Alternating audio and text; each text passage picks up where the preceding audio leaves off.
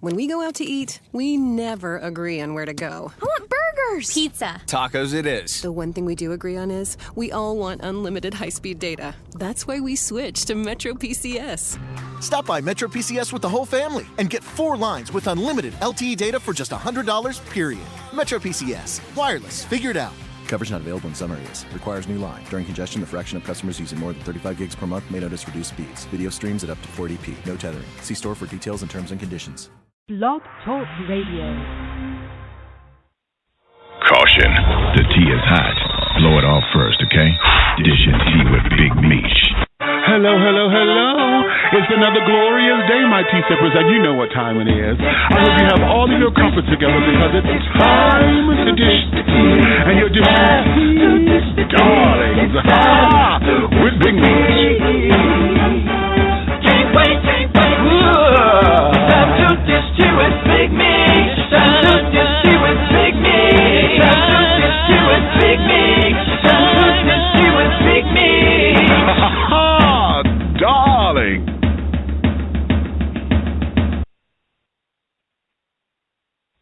Caution. The tea is hot. Blow it off first, okay? Dish and tea with Big Meech. Hello, hello, hello. It's another glorious day, my tea sippers, and you know what time it is. I hope you have all of your comforts together because it's time to dish the tea. And your dish is darlings. With Big Meech. Can't wait. Time to dish tea with Big Meech. Time to dish tea with Big Meech. Time to dish tea with Big Meech. Time to dish tea with Big Meech. Darling.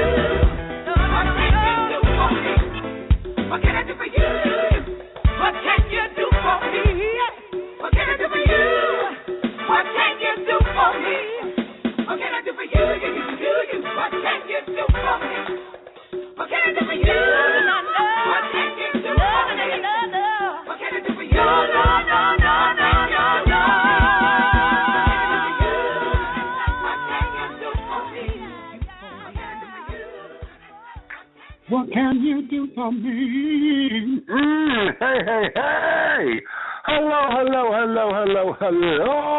out there in Blog Talk Radio land here in this glorious country and across the globe. Hello to all of my children over there in Germany and Italy and the Caribbean islands and everyone that is in the sound of my voice, honey. It is another glorious Wednesday, my tea sippers, and you know what time it is. So I know you have all of your crumpets together, my darlings, because it's time to dish tea, and you're dishing the tea, darlings, with Big Meech. What's going on, babies? Oh, well, for starters, let me say happy October to you. It is October 1st, and we are in the last quarter of 2014, honey. So if you blink, honey, you're going to miss it. So I'm sure all of you guys are starting to get bombarded with Christmas ideas and things. All the sales papers should be coming out now. All the toy selections and this, that, and the others. And I'm sure everybody's throwing little hints and this, that, and the third as to what they wish to receive.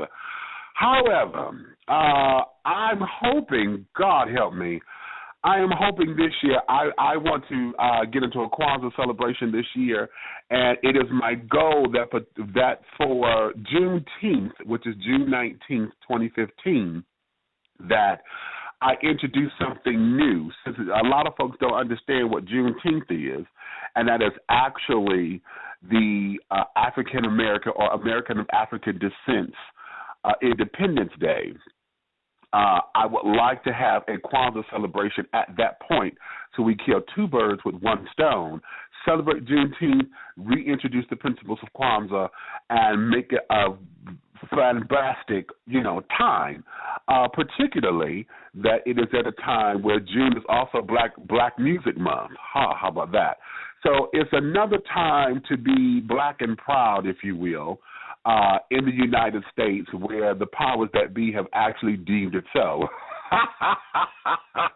As if we needed to, but I think some of us don't function well unless we have the powers that be to say it's okay.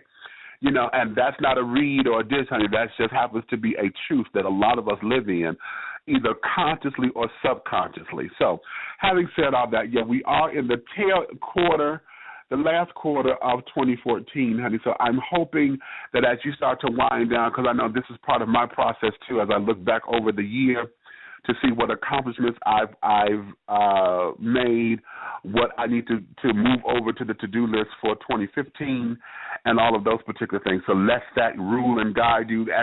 I'm looking forward to next year, because next year will be my 45th birthday. So, I'm looking forward to that, and we have a number of things that we are putting into play for 2015. As a matter of fact, here's one of my special announcements. Some of you who, if I have your phone number, whatever, you've been receiving text messages. We are starting to kick off a new campaign for my play, No Time for the Pain. We're bringing it to Atlanta next year. So this time, honey, our goal is $50,000. Now, hell, you may say, okay, bitch, you didn't make the $10,000 you were trying to get last time.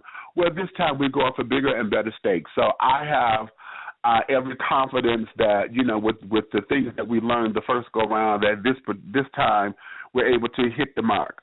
So our goal is $50,000, and we're kicking off a new campaign where we're selling our T-shirts. We got T-shirts and coffee mugs and the actual 11 by 17 print of the artwork, which is our logo for No Time for the Pain. And also we have ceramic tiles. So for those of you who are into ceramic tiles and things, they're absolutely wonderful decorative pieces to display around your home. So we have that campaign kicking off where every item is $20 that we've said. Now, the shirts are going up to a 4X. If you need a shirt larger than 4X, we will get with you because there's going to have to be a special order. This particular supplier only goes up to a 4X, and y'all know I support my big boy community, so I want to make sure that all of my big boys are well taken care of, because I'm a big boy myself, and I understand, 5, 6, 7Xs, honey, are not necessarily a standard size that most folks will carry. You do understand that's a special order. So if you need some of the larger sizes other than 4X, get with me and let me know. and we can make that happen. Those particular shows will probably be $25 for you, plus your shipping and handling. There's a $5 shipping fee. So with that, honey, just go to the website, dishingtea.com, for more information, or you can contact one of my producers. He and I are co-executive producers of the show, and that there is Peter Jackson over at 5 More Artists, and you can contact at 248-688-5178. Again, that's 248-688-5178. Again, No Time for the Pain, honey, is Broadway bound by way of Atlanta, honey. Coming from Detroit to Atlanta, our goal is to get to Broadway, and eventually, honey, I'm seeing this on the big screen. Yes, I do see this as a movie. So your assistance in this endeavor, honey, would be absolutely paramount and indescribably wonderful for me, okay? So, again, T-shirts, coffee mugs, or coffee and or tea mugs. How about that? Tea mugs. Okay. The 11 by 17 artwork print and the 6x8 size ceramic tiles are what we have. Each item is $20. And www.dishingtea.com, or you can contact Peter Jackson of 5 More Artists at 248-688-5178. Okay? So having said that, yes. If you're wishing to call in and want to talk to my guest today, honey, the number to call in is 347-205-9183. That's 347-205-9183. Press the number 1 time. You will hear a little voice and say, "You're now in the host queue." My accent is horrible. However, you will hear that. That lets you know that you're in. And have a little thing on my little call screen that says the hand is up, or what it used to be a hand, now it's a question mark. That you want to have something to say, and I will bring you in at the right time. If you press it again, you will hear it say you're off the host queue. Okay, that lets you know, okay, whether you're in or out. So, and if I see you blinking, I'm going to pull you in, because that means either you're trying to get my attention or you don't know what the hell you're doing. Okay, so. So having said that, 347-205-9183 is the phone number to call in. The tea room is open, so if you're listening by computer, want to come on in and to chat with us, honey, the tea room is open. Hey, Road to Stardom. Hey, Sugar, thanks for coming on in with us. She's over there. Ro is also a radio show host over here at Blog Talk Radio. She's a wonderful supporter over here, and I love this girl richly, honey. Richly, honey. Thank you for coming on in. So she and I are over here in the tea room. If you're coming in and wish to converse with us, you're going to have to create a profile page. You know, same like with all the other social medias, it's not that difficult, and it's free of charge. So just go to blogtalkradio.com, go in, sign up for make a profile page or whatever, and then when you come in or log in, you'll be able to chat. Otherwise, when you're in, you will have a guest and a number. You'll be able to read everything, but you won't be able to interact with us. Okay? But let me say this. If you're coming over here in the tea room, please remember, we need you to dish your tea over here responsibly. We are in this day and age, honey, where everything is about writing and texting, and we're living through 140 characters or whatever the case may be. And because you're not hearing the words, you're not understanding people's vocal inflections or affectations or how their speech pattern is. So you may think they try to neck roll you or come out of a bag on you, and that may not necessarily be the case. So dish your tea in here responsibly, please. Okay, because if I come in and see that you're cutting up, I am going to cut you out. Yes, I am. Yes, I am. Oh, darling, please trust that I am. Okay? So having said all that, let me go here and say Dishing Tea with Big Meech is for mature audiences, and the language and or subject matters that you hear on this show is not intended for children or anyone who is not mature and or responsible enough to handle the materials. So your listening discretion is advised. I will repeat. Dishing Tea with Big Meech is for mature audiences, and the language and or subject matters that you hear on this show are not intended for children or anyone who is not mature and or responsible enough to handle the materials. So your listening discretion is advised. Sweetheart, I just told y'all I'm ready to celebrate 45 next year. I have earned the right to every 3, 4, 5, 16, 25, 52 letter and or syllable word that comes out of my mouth. I don't know what bag I'm coming out of, but do know that I'm coming out of one, okay? So if you're at home, if you're at work, now is the time for you to govern yourselves accordingly. If you're on the job, put your headphones in, honey, turn the volumes down to a respectful level. If you're at home and you have the children around, send them over to the Watch Dora or SpongeBob or Bert and Ernie or Kate and Allie or some fucking body, honey. I don't care, because this is the time for the grown and sexy to become the seasoned and sophisticated. I love that. This is that time, honey, because none of you bitches will see me out and about at the Kroger, at the Dollar Tree, Dollar General, Family Dollar, Saks Fifth Avenue. I don't care where the hell I am. If you see me and come up on me talking about something, you got demerits or something because you were listening to me, I'm going to flat out tell you in your fucking face, you's a fucking lie. Because you have to govern yourself accordingly. Now is that time, so consider yourselves warned. You understand? Consider yourselves warned. All right, babies. So having said all that, my darlings, let's go here. I don't have any other further announcements or special announcements at this particular time, but I will give you the topic of today's show, or the title that I gave. I said, nothing can tear us apart. Nothing? An intimate afternoon with Whoa. Now, before I bring him in, honey, I'm going to take a little commercial break here. I just want to titillate and tantalize your taste buds right here. Because not only are we going to be dishing tea, and we are about to get ready to bump that shit. Okay? And, just to say that just makes me tingle. I would get into that in a minute, because this is a personal insider between he and I. And, yeah, we'll explain all that a little later. It's not real big. It's just to keep you in the loop. Y'all know I like to keep y'all in my loops and things so that you guys can understand where I'm coming from. However, I want you guys to really, really, really get your crumpets and stuff together. I'm going to get ready to go refill my tea glass. Today I'm drinking like a peach tea and lemonade mix. I don't know how in the hell I did it. But actually, it's kind of cute. So I'm doing peach tea and lemonade with a banana nut muffin. So that's my tea and crumpets. I'm sure you got yours. When we come back from this commercial break, honey, I am going to present to some and introduce to others, honey. This child here who really, really, really, really, really is going to make me say something, and he is going to have me go a little that way. If y'all hear me blushing over here, it's for a reason. But, yeah, we're going to go to dish some tea and bump that shit with the one and only Mr. Wyatt O'Brian Evans, okay, from the W.O.E.Show over there at my colleagues over at PapiChulo Radio Network, honey. We're going to be dishing tea with him in just a few moments. So, having said all that, while I'm taking this commercial break, y'all go join him over at WyattEvans.com, and you can see a little bit more about him if you're not familiar with him.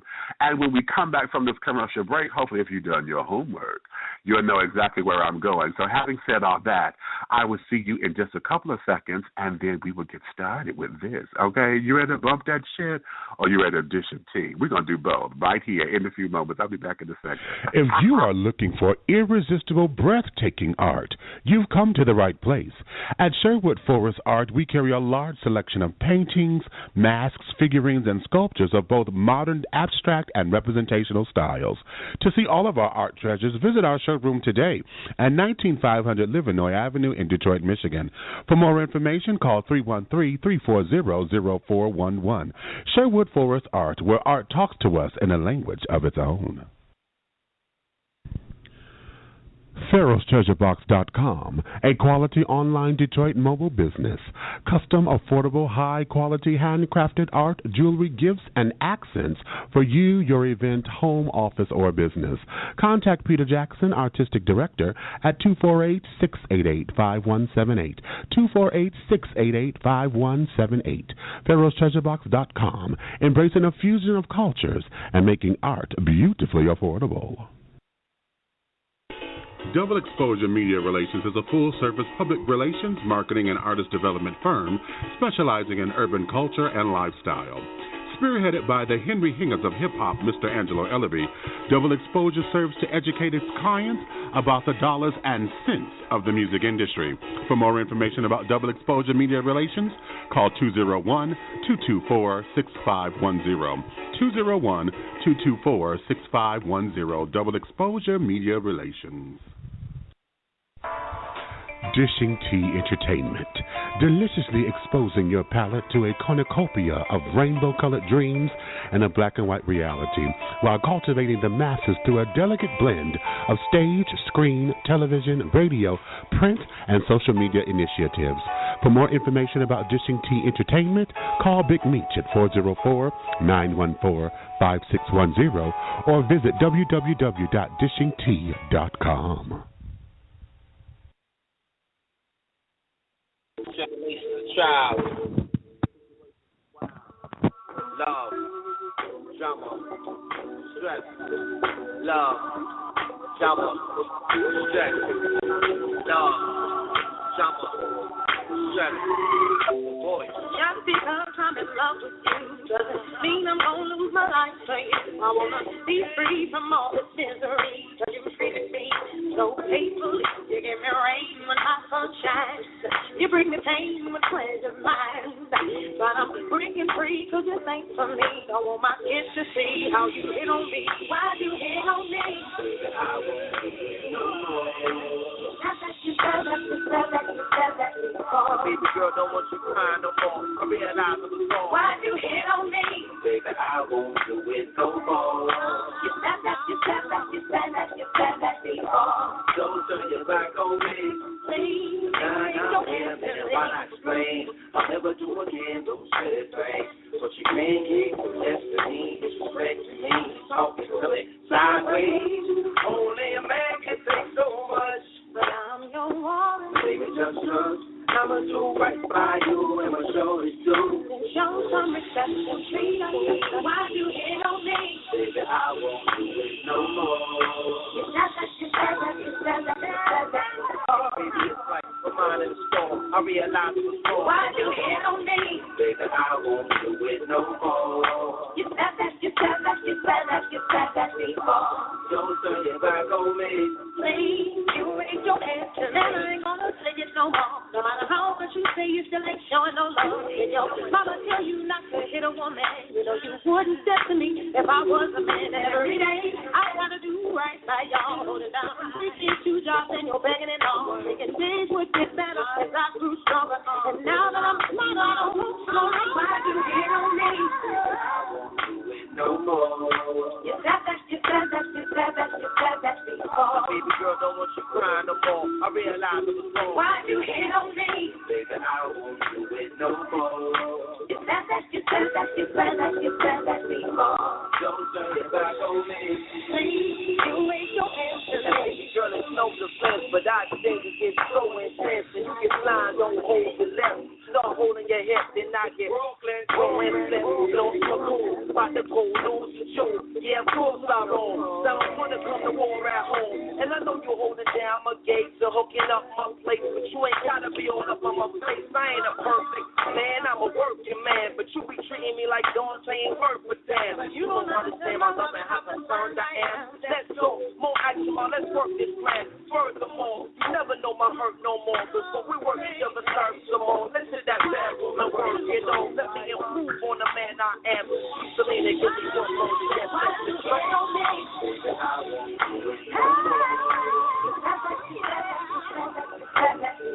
Baby girl, don't want you crying no more. I realize it's wrong. Why you hit on me? Baby, I won't do it no more. Don't Please, you wipe your head on me. Come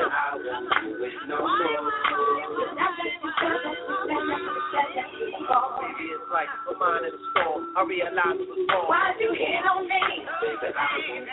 No more. You said that before. Don't turn your back on me. Please, you raise your hand to me. Ha. She said, well, you raise your hand to me. Ha ha. And we are back, baby. I love that tune right there. That's my sister friend, honey, Miss Selena Johnson, who I believe will be coming back to the show soon. She had a new album, honey, Chapter 6. Couples Therapy is about to drop, children. Ha ha. All right, but having said that, if you're just tuning in with us and wish to come in on the conversation, honey, the number to call is 347-205-9183. Again, that's 347-205-9183. Now, for those of you who are at your computer, did you do what I said? Did you go check out my guest, honey, at WyattEvans.com? Did you do that? If not, honey, that's okay, because, see, you're going to have plenty of opportunity to understand exactly who he is, okay? So, I'm sorry, I had to take a deep swallow right there. I'm sitting up here. I tell you, I salivate profusely whenever I'm about to get tickled with this dude right here. Oh, my goodness. Today's edition of Dishing Tea with Big Meat, honey, would be a crumpet-dunking good time as we will experience the WOEster himself, Mr. Wyatt O'Brian Evans, the host of the W.O.E.Show on PapiChulo Radio. He is the author of Nothing Can Tear Us Apart and Nothing Can Tear Us Apart Rage, in addition to being a syndicated columnist and a successful voiceover artist and instructor. We are going to delve into the world of woe and get a better inner over outer understanding of his plight for educating the LGBT populace and others about the dangers of intimate partner violence and abuse, and how this growing epidemic is creating havoc among same-gender loving relations and their counterparts alike. Plus, we will learn why the WOEster himself loves to bump that shit with yours truly. Okay, so having said that, are you ready, honey, to become a woe man, honey? Because one is never born, one becomes. So without any further ado, my darlings, let me introduce to some and present to others my baby right here. This is Mr. Wyatt O'Brian Evans. Hey, Whoa, what's up, baby? Listen, I got a motherfucking bone to pick with you. And what is that? Why the hell did you have me waiting all this time, Big Meat? Because, darling, you need to be here. Why? You had something else to do? Yeah, I was trying to find a glory hole. Almost found one. It took so goddamn long for me to come on here, so I've got 3 requests. First of all, give me a motherfucking T-shirt, give me that free damn mug, and give me a free blowjob. Shit. You're having me wait for like 20 freaking minutes, and you sounded like Vincent Price in drag. But you sounded good, baby. What's up? Oh, what's up with you, my baby? Yes. See, you know what? I told you, you know what? You're going to make me go there with you already. At the top of the damn show, boy. At the top of the show. But listen, let me get serious for a minute. I really appreciate, Demetrius, this opportunity because you've got a huge audience, and I really appreciate that. Let me before we start, I'm going to do a shameless plug. Y'all go to WyattEvans.com. That's WYATTEVANS.com for all of the news, features, and commentary impacting the LGBT community. And then you can check out my hot new novel, HAWT new novel, Nothing Can Tear Us Apart, Rage. Hi. Well, how about that? Baby. Shit, you got to get it in when you can get it in. Okay, exactly. Now you know what? Let's take this back because I want the folks to really understand exactly who Wyatt is. And before we get to Wyatt O'Brian Evans, let's go. I just basically want to deal with Wyatt right now. Okay? Sure. Take us and introduce folks to who you are and where you come from. Well, let me see. I am a native Washingtonian. You and I are probably the same age. Grew up in Washington. Went to the George Washington University, political science and journalism degrees. Written for a multitude of publications, Washington Post, Huffington Post, Baltimore Out Loud, Baltimore Gay Life, et cetera, voiceover instructor and artist. I've done narrations and commercials. I've done acting, writer, consultant, and, of course, radio personality for the W.O.E.Show, which will be retitled for next season, the Wyatt O'Brian Evans Show. That starts back up in January. And I'm the author of the Nothing Can Tear Us Apart series, with Nothing Can Tear Us Apart Rage being the new release. Mm-hmm. Yeah. Not rage, darling. Rage. Darling. Rage. Okay. Okay, so now let me go here. Because born and raised in Washington, lovely old D.C. out there. Mm-hmm. Let's go into understanding you as a gay man and understanding LGBTQI, whatever other initials we're going to put on this alphabet soup. Sure. Let's take us back to there, to you coming of age and then you becoming a voice to highlight and to spotlight what our issues are. Okay, that's a Big Meech. That's a very good question. So let me try to give you a good answer. My coming out process was rather complicated and convoluted because even though I knew I was probably gay, as a little boy, a young adult, I still had attraction for women. And, I was saying to myself, you need to be straight, have that regular family with 2.5 children.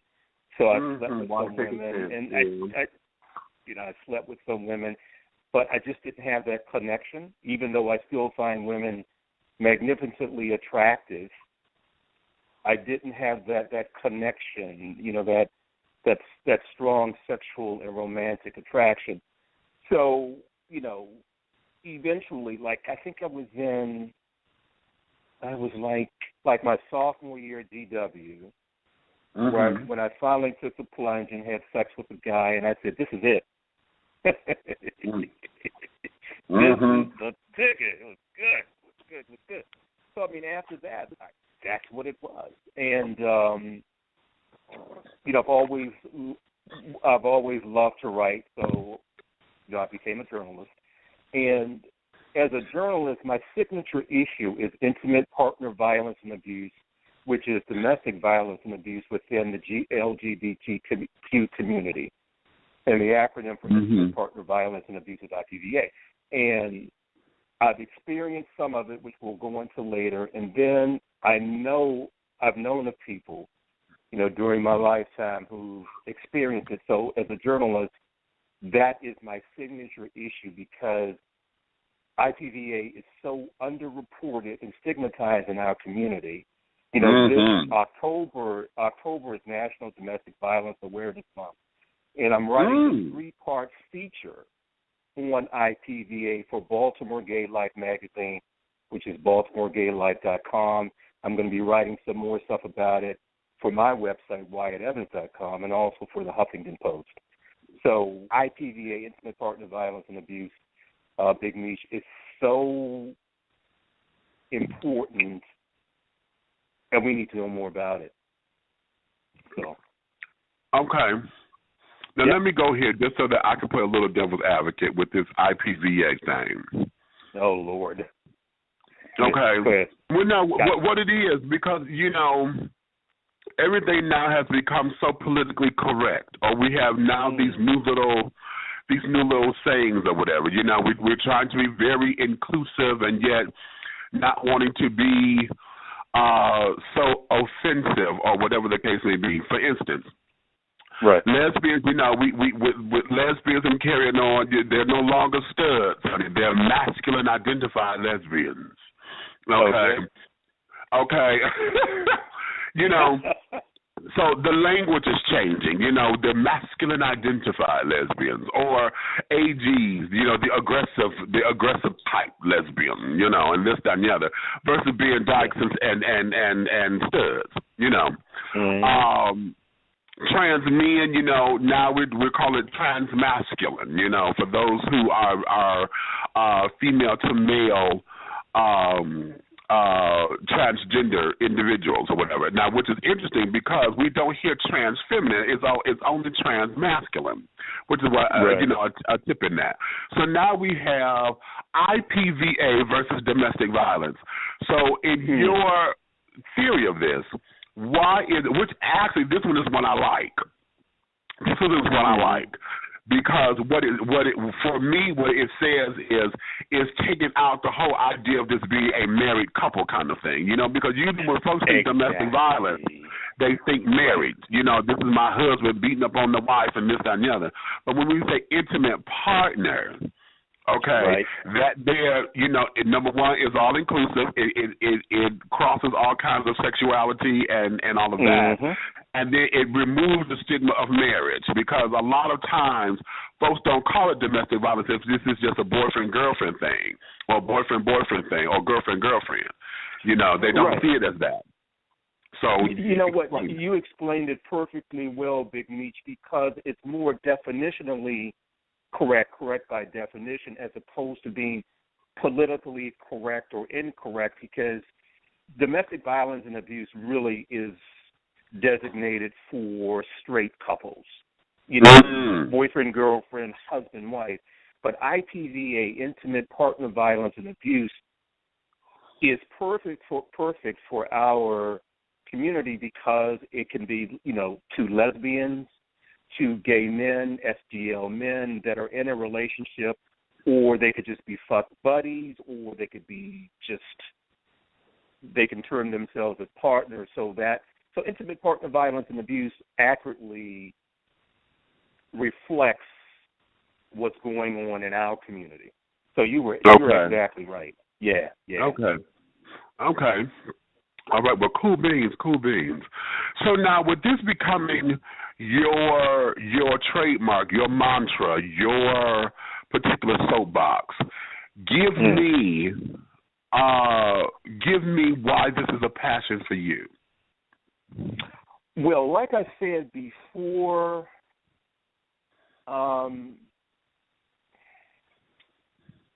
during my life, I have known people that have experienced it, the physical and the emotional. And also, too, I've been through it much more on the emotional tip as opposed to the physical tip. Let me just give a definition. Let me give a definition of intimate partner violence and abuse. According to the National Coalition of Anti-Violence Programs, it is a pattern of behaviors utilized by one partner, the abuser or the batterer, to exert and maintain control over another person who's the survivor or the victim, where there exists an intimate, loving, and dependent relationship. And that's important to remember, because a lot of people don't really understand what it means. And I've done a lot of research on it, and check this out. It's estimated, Big Meech, that each year between 50,000 and 100,000 lesbians or more, and as many as 500,000 or more gay men are battered, and about 1 in 4 LGBTQ relationships or partnerships are abusive in some way. That's a lot. Wow. That's a lot. Yeah. And that's what's reported. Right. And you see, that's what's reported. Right. Wow.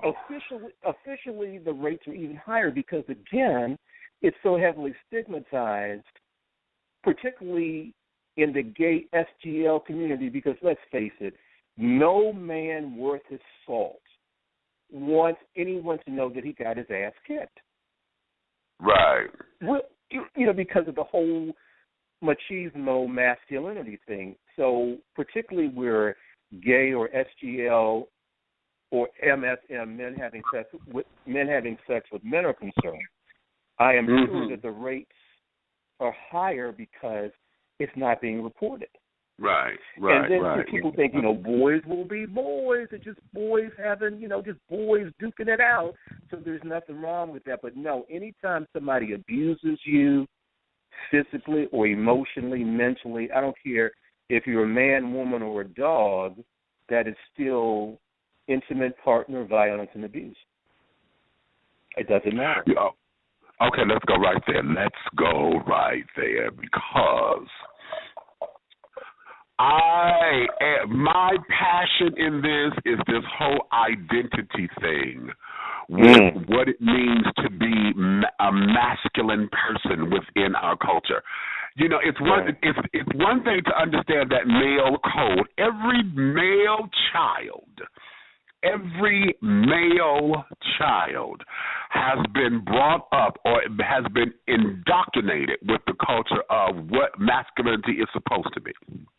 Now, added to that, being same-gender loving, okay, now that male code, for those of us who are of the masculine side of this, has now kicked in because it done went so far to the left of this damn thing to where we got this uber masculine shit within LGBT culture to where it's not making any sense. So now in order to sit down and to say I am all that man, it comes down to fisticuffs all the time because men are never taught to really deal with their emotions. Every male child, anytime we have fallen, scraped our knee, broke a leg or whatever, shut the fuck up, man up. That don't hurt, take that shit. Walk it off. We're not supposed to show emotion. We're supposed to suppress all that. And so now when we come into where we are in relationship with one another, okay, another thing of the male code is that sex is supposed to be everything. We can make up everything in sex. Sex is, as long as I'm digging you down, as long as I'm digging you down, then my actions ain't supposed to say shit. You ain't supposed to question me because I'm doing what I need to do at home. And in same-gender loving relationships, we run into that a lot because a lot of us build relationships on if the sex is good or if the dick is big enough or whatever.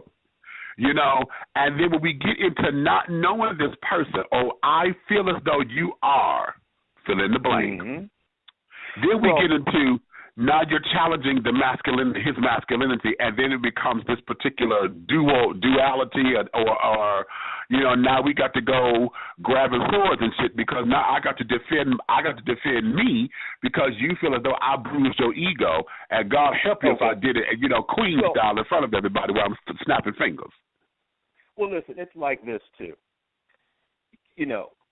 There are so many SGL or gay, I'm just going to talk about men right now. Yeah. There's so many SGL gay male relationships, partnerships, whatever you want to call it, that mirrors the straight relationships. For example, let's say, for example, you're a gay male and you see your father beat up your mother.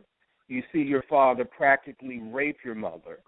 Okay, you're indoctrinated with that. You see that as like the family tradition. A lot of times, unfortunately, you bring that into your relationship with another guy. And then you've got the media that so hyper-masculizes, if that's really a word, men. For example, the hip-hop culture, the rap culture, you get this skewed impression or belief that's how you're supposed to be a man. That's how you're supposed to be a man. And then you have some rappers that, hate, in their lyrics, they're hating gays or hating gays or hating gays. That shit gets internalized within you without you even thinking it. And you bring, because you're the product, one is a product of his environment.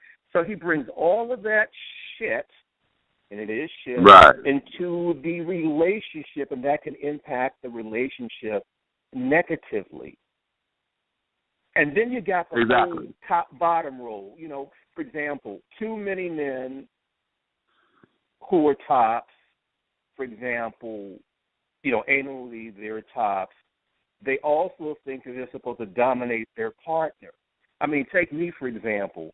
Anally, I'm a top. But when I'm in a relationship with a guy, I recognize that my partner is a man, and you've got to respect him as that. I'm a top anally as far as position is concerned, but I'm not a top, the so-called top, dictating the confines and the dynamics of the relationship. So we have too many men who bring all of that toxic shit into the relationship. Okay. Yep. Exactly.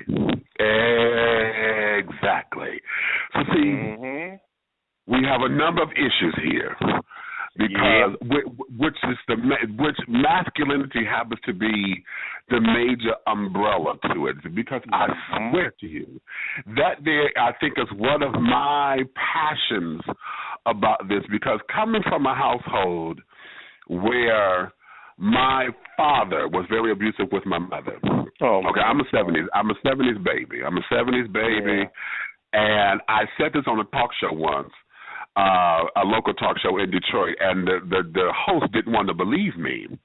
But in the 70s, you know, right at that, the women's rights struggle and all of that, you know, equal, you know, women power and all that.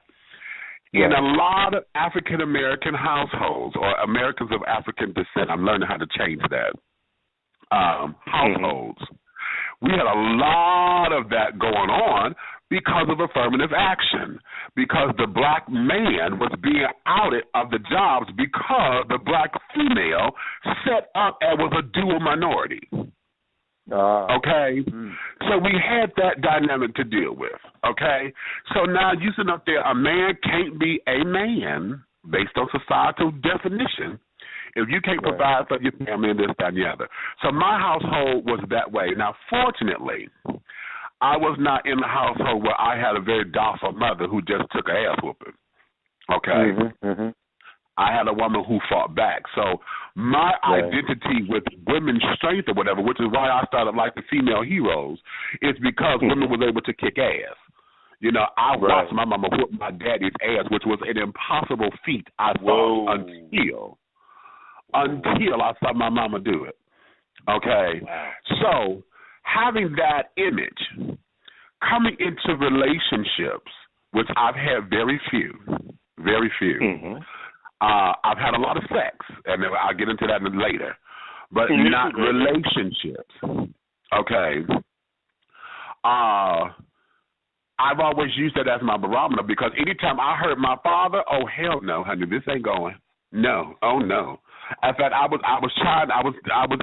enthralled of dating this one particular gentleman, and this motherfucker said something that I heard was a direct quote that my father had said to my mother. And it just took me back to 1975. I was like, oh, fuck this. Took me right back there. And when I told him this wasn't going to work, he got mad and told me, wait a minute, I'm flashing back for real. Cause this motherfucker set up and told me. LSD trip. Okay, right. He set up and told me, oh, you better be glad you wasn't standing in my face when you said that shit, because I'd have had to whoop your ass. And I lost every fiber of my body at that time. I lost it because and for the very first time in my life, I had involved my brother into something because at that time he was running with some shady characters. And I told him, go get me a 357. Don't ask me no questions. Go do what the fuck I told you to do. And the first thing he did was, Michi, what's wrong? That was a question. And I knocked him in his chest. I said, what the fuck did I tell you? Don't ask me no goddamn questions. Do what the fuck I said. Because I was going to go blow this motherfuckers up. You know, and that there was nothing but a repeat of a violent, violence begat violence. And here we go with two men. See, the whole idea with two men. Right. Well, see, what versus, it is, again, I'm sorry, go ahead. No, go ahead. No, so what it is, again, is unfortunately you have us seeing our mothers beaten by our fathers, or if not being emotionally abused, we bring that into our intimate relationships, and then the media doesn't help because they establish what a man is supposed to be, which is not necessarily true. And we take all of that shit into our intimate relationships, and we cannot use the media or a straight relationship as models for our relationship because gay SGL are just different from straight. Right. That's just the way it is. Right. Now, you know what? Now, going there, ooh. Uh-oh. Here we go. Let's go here.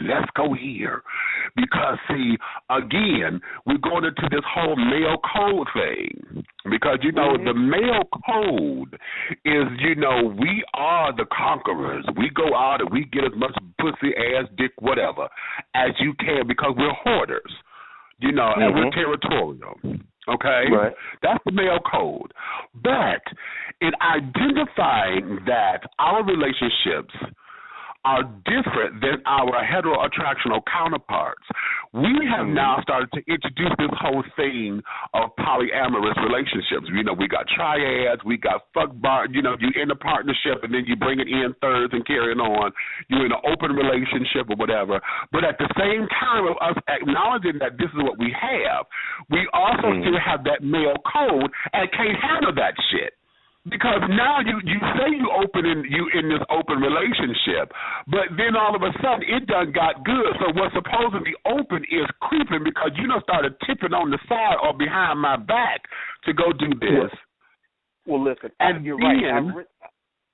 Go ahead. Go ahead.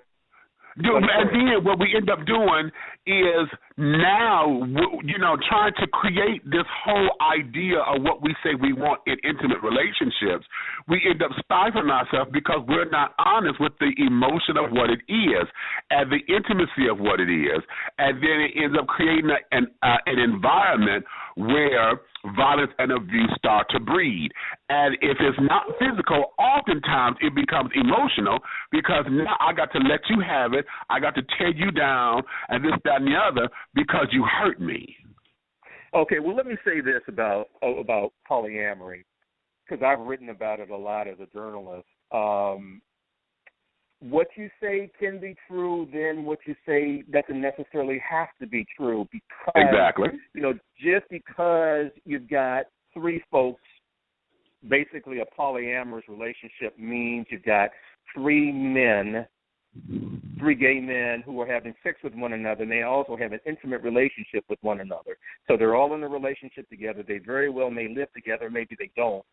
It doesn't necessarily mean that you're going to have intimate partner violence and abuse any more than you would in a standard traditional gay SGL relationship. But with polyamory, right, where polyamory is concerned, you got to really have your head on straight with that shit because you got to make sure that your two partners, that you're giving both of those partners equal emotional and physical intimacy, and you can't have yourself gravitating towards Bob and not equally gravitating towards Barry. So it takes special people to pull that shit off. I mean, I wish I could pull it off because I wouldn't mind fucking two different asses at one time. You know what I'm saying?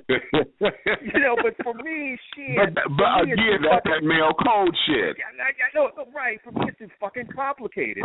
Some people can do that.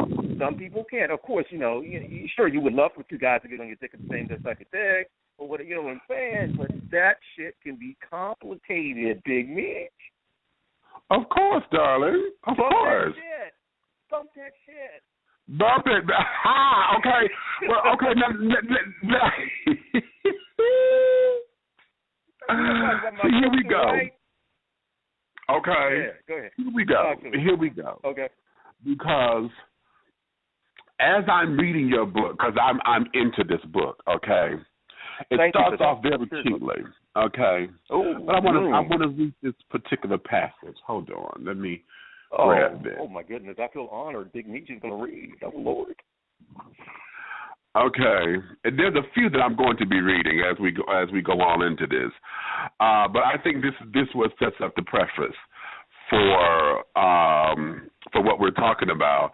And then also in wanting to wait a minute, stand by. Well, I'll be damned. What? If these motherfuckers are not doing this shit again. The folks that live upstairs for me, they fighting.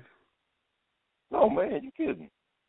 No, I'm not. I'm sick of this motherfucking bullshit. They've not been here a year.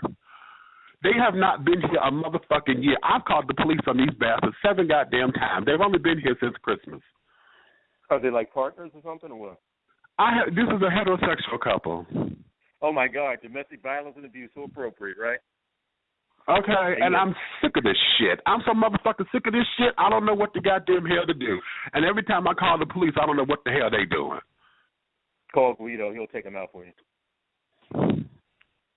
Hold on a minute. Let me go to a commercial break, because I'm going to call them again on the other line. Let me play some music. I'll be right back, because, see, I can't go on with my goddamn show. They slamming doors and carrying on, bumping and shit all over my head. We're going to take a commercial break. I'll be right motherfucking back. This bullshit here.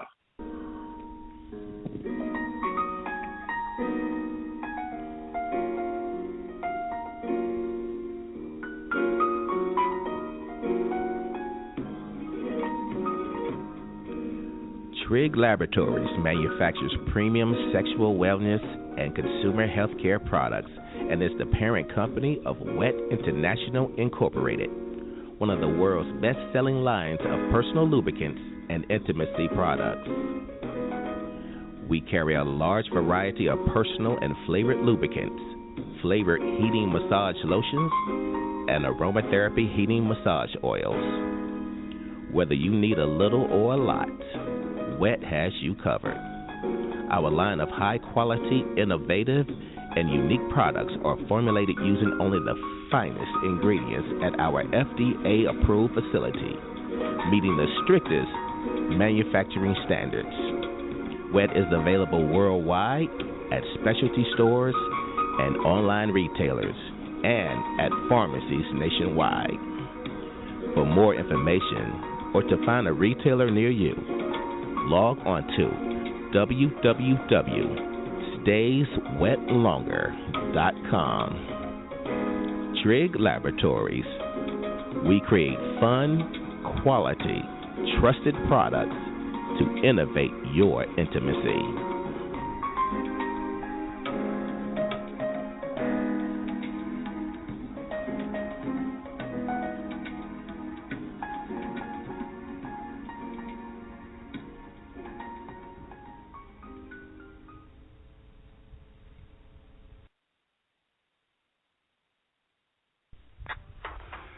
Maggie Lee's Community Center offers a unique array of programs designed to improve the lifestyle and well-being of the community. Located at 7700 Puritan Avenue in Detroit, Maggie Lee's Community Center specializes in child care and latchkey services, as well as senior citizen activities and block club functions. For more information about Maggie Lee's Community Center, call 313-737-9042.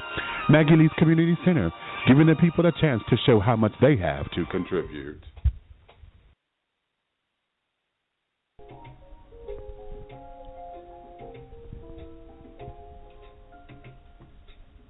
The internet sensation is now in print.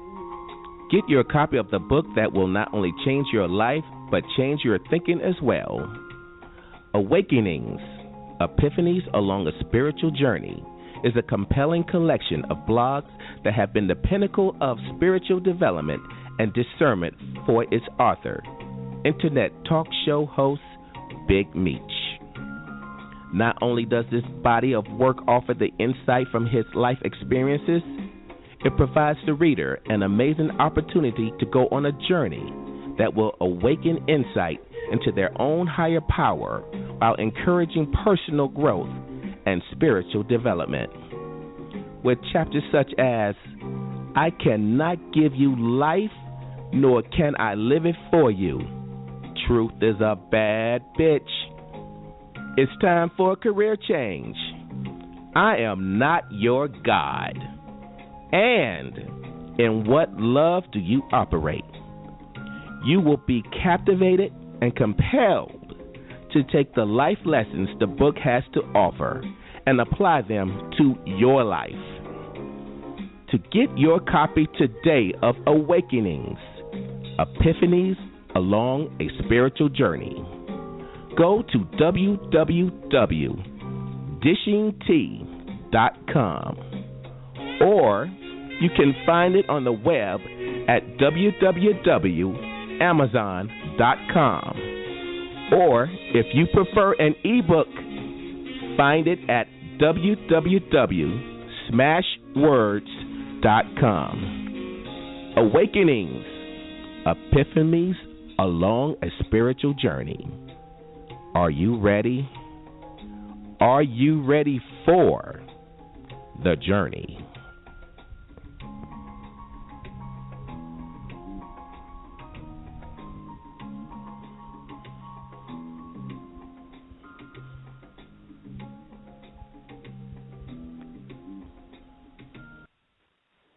All right, and we are back. I do apologize for the delay, but God damn it. I'm so sick of this motherfucking bullshit. I really the fuck am. I'm so goddamn tired of this shit here. God help me. God help me. God fucking help me. Just bump that shit, baby. That'll make you feel better. Say that shit again, Daddy. Bump that shit, baby. You just got motherfucker, it, baby. Bump that shit, baby. Bump that motherfucker shit. But, you know, I said, shit. You are stupid. But let me read this, because actually, this I think this sums up, because we end up getting it here. And that is, you say in the book, everybody's got rage.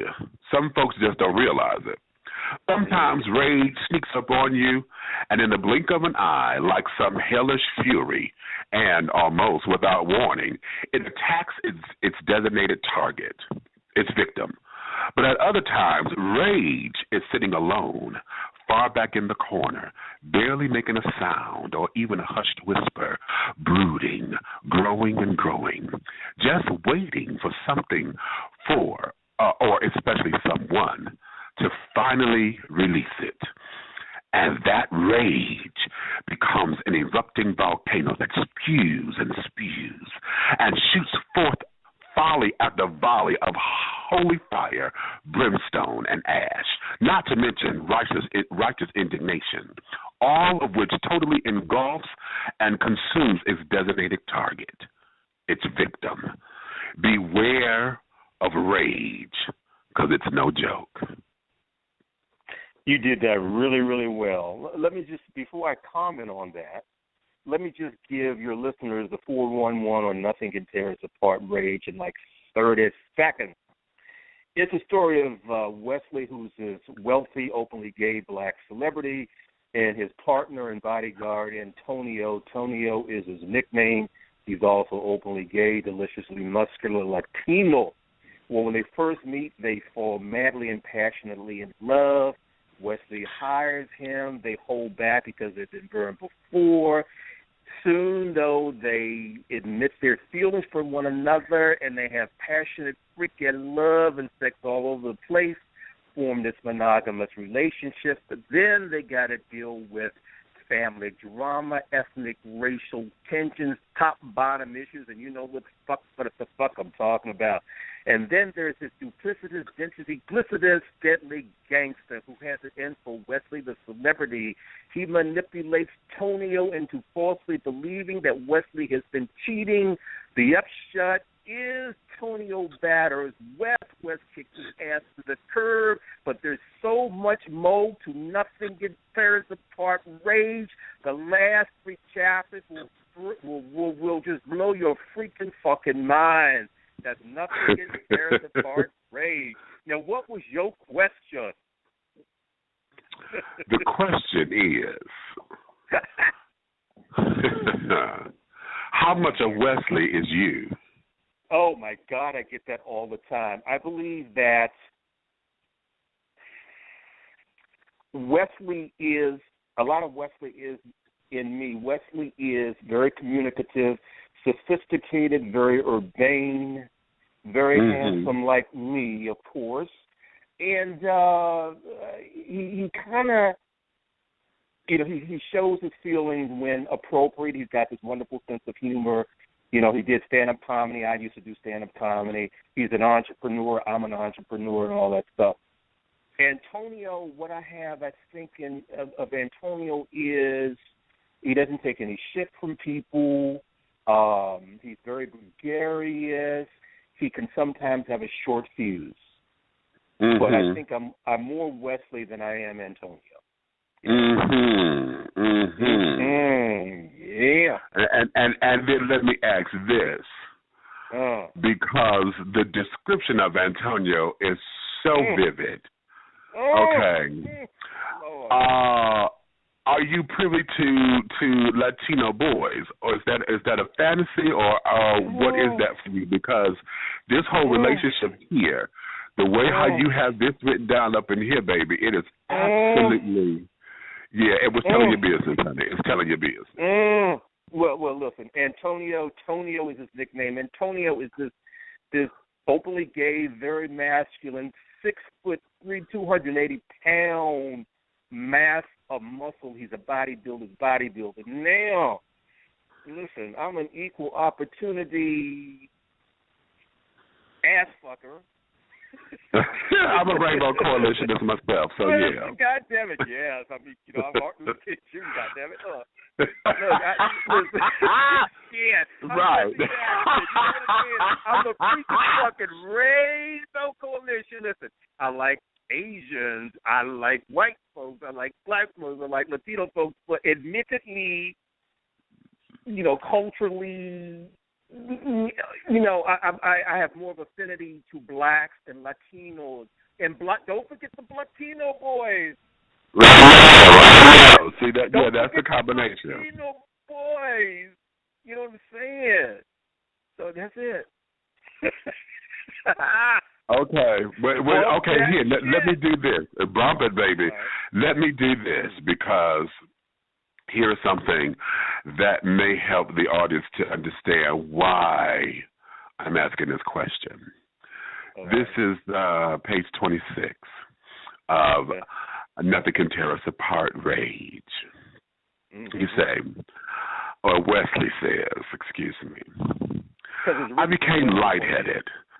Beads of sweat formed on my forehead. My left wrist, with the Rolex wrapped around it, began to sweat and itch. And the chilled Avion I was sipping on in earnest couldn't seem to wash away the parched feeling I had stubbornly claimed my throat. Then all of a sudden, in that moment, my mind stumbled into a dense fog, and I began to fantasize. I have nasty thoughts about Antonio, which went something like this. Yes. Both of us butt naked, him doggy style, perched on my broad mahogany desk. Me kneeling with his bubble butt bootylicious ass all up in my face. Yes. Me swathed with delicious anticipation while I'm stroking, fondling, and squeezing that marvelously round, voluptuous treasure. Me salivating as I'm slowly, so deliberately parting the tippet, lusciously solid muscle cheeks, squeezing them, prying them wide open. Him, enthralled in passion, vocalizing erotic murmurs. Me, after thoroughly licking and lapping the entirety of that muscle booty for what seemed to be like forever, and only 2 days, skillfully, leisurely delving my tongue so deep in and out of that tight, luscious, moist valley of that bubble butt bootylicious ass. Me becoming even more aroused by the exquisite sensation, inspiring and driving Antonio to grunt and groan, shake, rattle, and roll. Him, forcing my head ever closer into his glorious muscle booty treasure trove. The bum, the posterior, the ass. Me, after finishing my delectable, tasty feast, and at the zenith of my nastiness, carefully and totally lubing up the entrance of Big Guy's Valley, which had the heat and moisture you could liken to a tropical rainforest.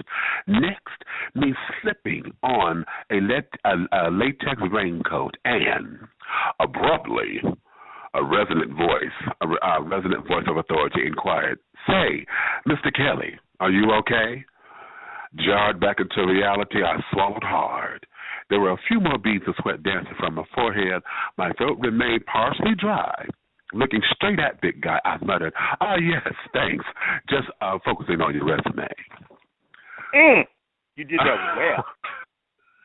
You know, that shit was based on a true story. That's where I'm going, right there, because I knew it. You going to... Okay, let me tell you what that's where I'm going right there. I'm like, no, this description right here, no, this is real.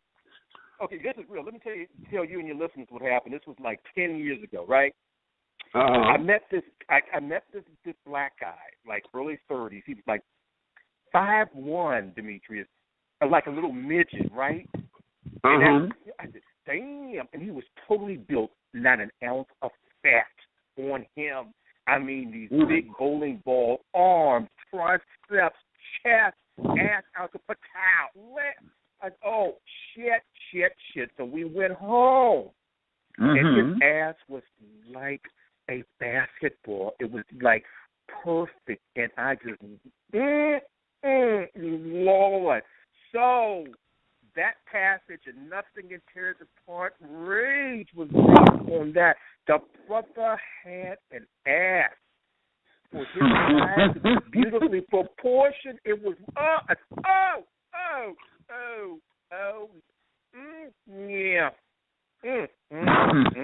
baby.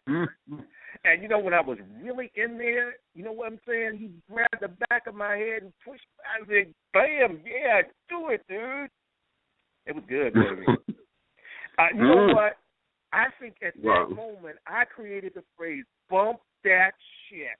At that very moment, Big Meech, I believe in that very moment was the creation, the inspiration, the development of bump that shit. Hot damn, honey. Okay. Baby. Okay. So now, yes. Let's go into this because in the book, you know, this is the second installment of this series. What is it that you're looking to do with this particular series? Because I'm playing with the title, Nothing Can Tear Us Apart. Like I titled today's show, Nothing Can Tear Us Apart, ... nothing, ? Okay. So the question for you becomes, what is the goal of this series? What is it that you want this particular series to do and speak to within the populace? Okay, that's an excellent question. I'm going to get very serious with this.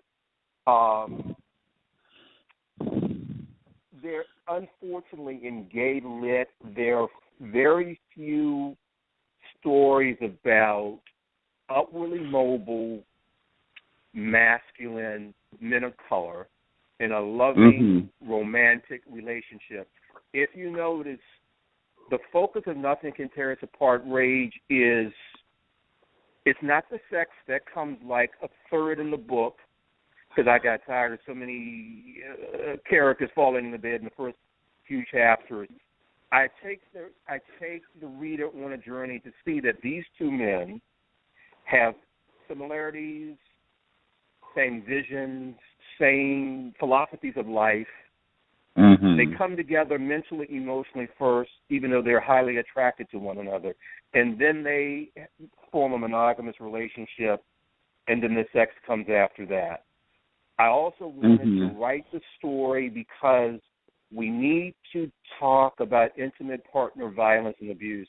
I've written about it a lot as a journalist. I conduct seminars across the country about it, but I felt that also putting it in the form of fiction and a novel would make it even more palatable to some people. So I wanted to touch on all media venues. I wrote this thing like it's a series. As you know, there are 3 major cliffhangers because I'm already writing the sequel in my head right now. Okay. As long as I have something to talk about that's fresh and new and interesting for the reader, the story will continue. I wrote it like a screenplay. Actually, I am in talks with a certain media outlet who might want to put this on the screen, on television. But this is like in the very early process of it. I would love to see it on cable. It could be Logo, it could be Showtime, or a movie. I would prefer, though, it be television because I'm a soap opera junkie. And in TV, when you have something episodic, it can continue and continue and continue. Right. So we need more positive, upperly mobile images of Black and Latino gay men. We need to talk about serious issues, but it's not preachy. It's entertainment, but it has a message. I didn't want anything to be preachy because that turns people off. This is solid, great entertainment with a message, with appropriate humor, and the sex is simply the icing on the cake. And the sex is good. Let me go there with you because, see, as I'm reading this, child, there's elements of your writing style that I have that I'm accepting. Okay, good. And what I mean by that is, I notice that you are kind of similar to what Patrick Ian Polk has done in some of his stuff, and that is to state the obvious without necessarily being so graphic. Like, where I'm ready for the cuss words to say dick and damn or whatever, you're opting out around those particular words in the piece. Is that strategic, or is that just how you see Wesley talking, as though he's talking to... Because the way how this is coming across to me, it's almost as if he is not necessarily giving a lecture, but doing a one-man show on stage. Exactly. And how he, you know what I'm saying? That's how this is reading. And you're so good, yeah. You know what? You're the only interviewer that I've had, and I've had a lot of interviews over the past several months who've got that. You see, this is first person. This is from Wesley's point of view. And when an author writes person, and if he does a very good job of writing in first person, the reader's like a fly on the wall. That's why I don't really like third person, because third person can be kind of cold and impersonal. But when you're dealing with authentic first person, the reader is like a fly on the motherfucking wall. He could, if you notice, you know how I talk about clones and smells and taste and all that stuff, because I want the reader to just get in his. I want to transport the reader into another world with the sights and the sounds and the smells and the taste. I want you in Wyatt O'Brian Evans' fucking world, so you can just get the shit.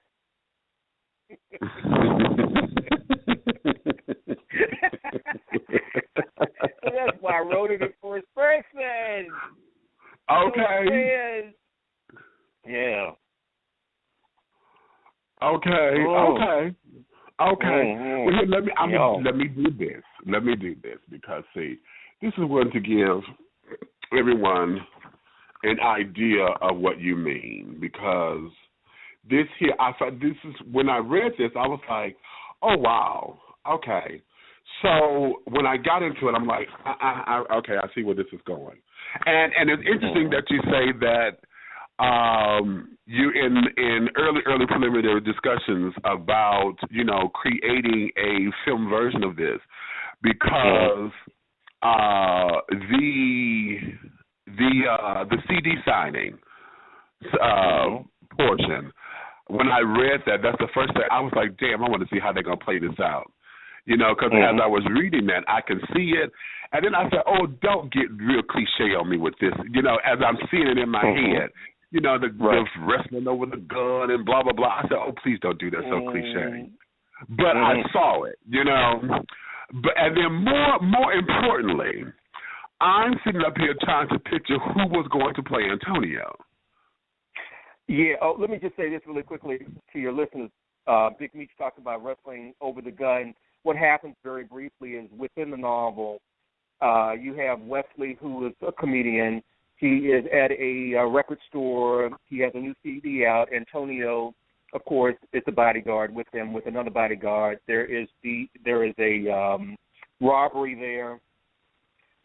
Wesley manages to get the gun, wrestles with the gun. Wesley shoots the guy, kills him. And then at that moment, Wesley and Antonio realize that they are in LUV love. And so you got to figure out what they're going to do after that.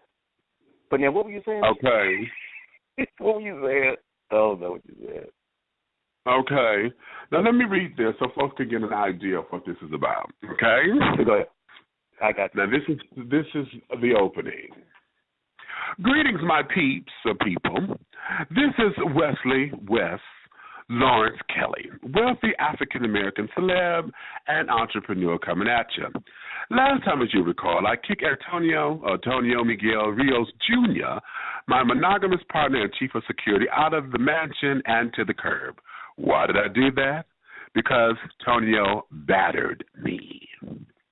I was the victim of domestic violence and abuse, generally referred to in the LGBTQ community as intimate partner violence and abuse.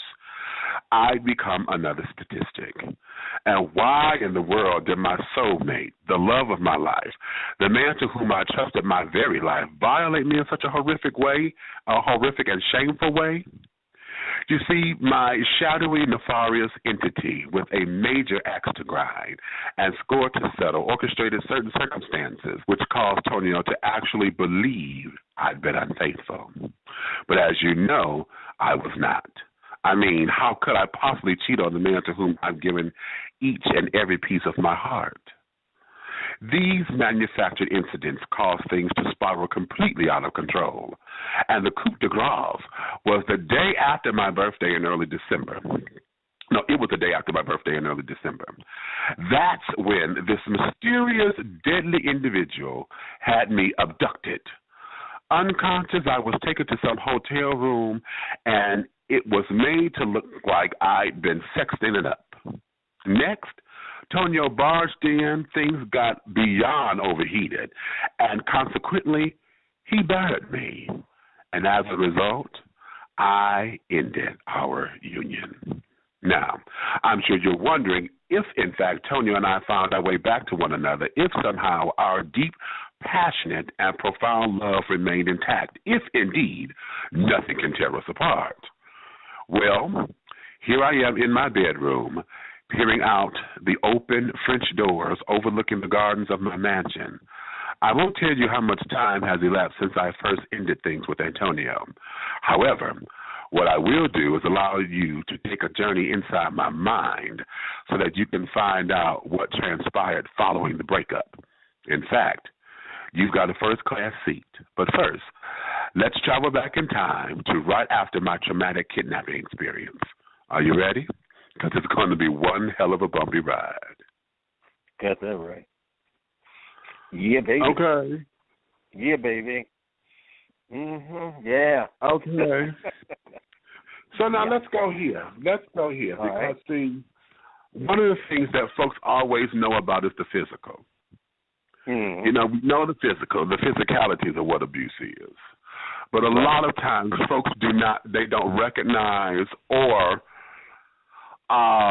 accept emotional and spiritual abuse. You know, and folks don't understand what I mean by spiritual abuse because it happens so much to where I think we've become desensitized to it. But spiritual abuse is any time your dreams and your hopes and your character become assassinated. Everything about your makeup becomes completely assassinated by your supposedly significant other. Every time you want to do something, they're shooting down everything you say you want to do out of life. Okay, ain't nobody gonna believe that. Oh, that's some bullshit. What the hell? What kind of bullshit you on? That's some stupid shit right there. You know, I'm finna go pray. Well, why you got to always be praying all the damn time? Shit, ain't you tired of praying? You know, that kind of stuff starts, and if it's in a repeated pattern, then that there is where abuse starts. Anytime it cuts you and gets to your core to where it makes you Scooby-Doo, okay, then yes, there is something with that. And a lot of times we overlook it because we think that's just a person, you know, they just keep, you know, this whole keeping it real bullshit. Or we overlook and say, oh, they just being crazy. You just don't understand what I'm doing. You just don't understand. You know, and we play. You know, we end up letting it, you know, go up under the radar. Of course, emotional abuse are those times where everything about what it is that you cherish about the relationship comes into question. He's always questioning your love for him, always sitting up there playing these little games that got you, you know, your mind is boggled because he say he loves you, but his actions say something otherwise. So you're on an emotional roller coaster because, you know, damn if I do, damn if I don't. He's always accusing you of something. Your character is always that you can't go out with your friends. He done separated you from everything that you say you like to do. You know, don't want you around your family because he always the one that got a problem with your people. You know, and so with that, you know, we end up looking into that. I got friends, a child, shit. You sitting up here, I can't come to your damn house because your man is home. Well, you know, he really don't like you. I don't give a fuck about what he like or not, goddamn it. I tolerate it and put up with it because this is what you say you want in your life. Now, what he got to get over is that I ain't going no motherfucking where. Well, let me tell you about I am a constant. So we got to come to some kind of compromise or harmony because, bitch, I'm not going no goddamn where. And then we get into that where the friend want to sit down there and cut everybody off, or the man that put in her mind to cut everybody off so that she can be isolated and only deal with that bullshit. And then all of a sudden, these emotional roller coasters and carrying on start to flying. And now you don't know shit from Shinola because it all looked the damn same. Okay, well, let me tell you about the emotional abuse. And you hit so many nails on the head. Emotional abuse can be worse than physical abuse because emotional abuse can create some very lasting scars. And when you're caught up in a relationship like that, you question who you are from the inside out.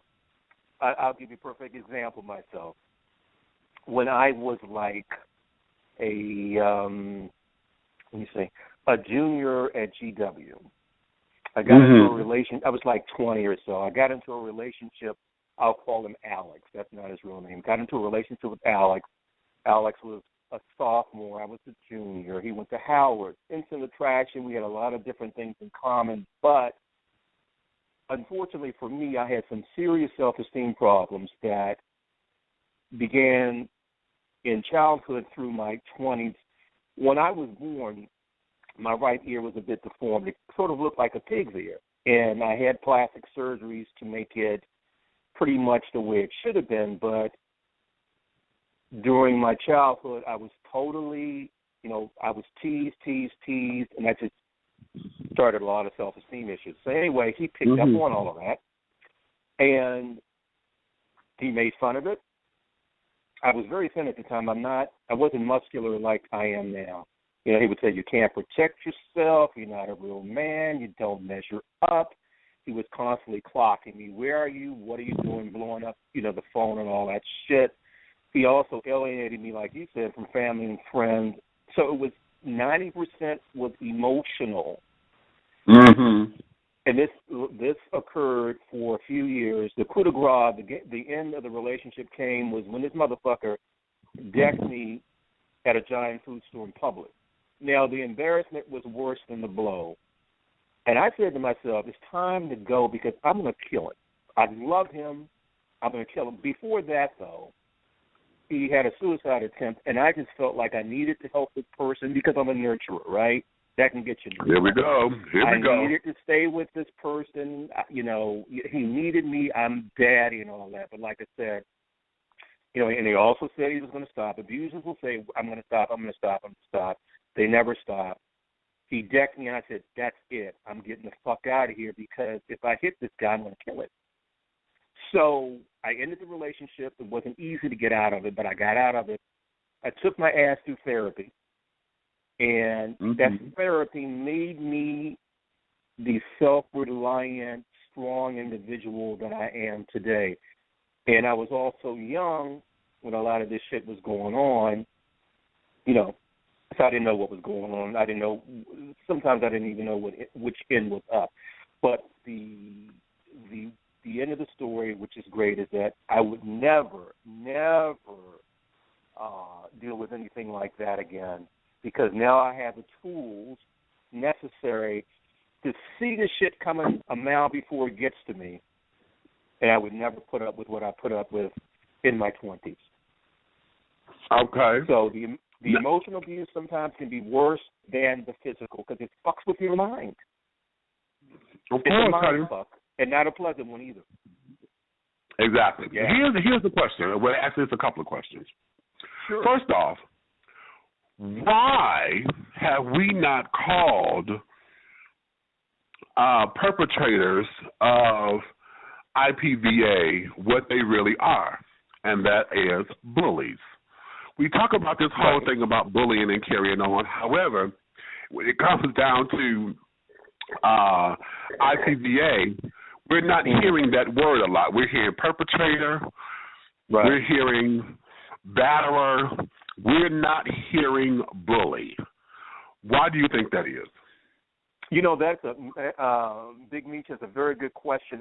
To be honest with you, I really don't know. When I do seminars, I will call when I talk about the emotional component. I will say he's an emotional batterer. He's a bully. And I use those terms interchangeably. But you're right. We need to call it out as it is. They are physical batterers. They're emotional batterers. They're bullies. They're cowards.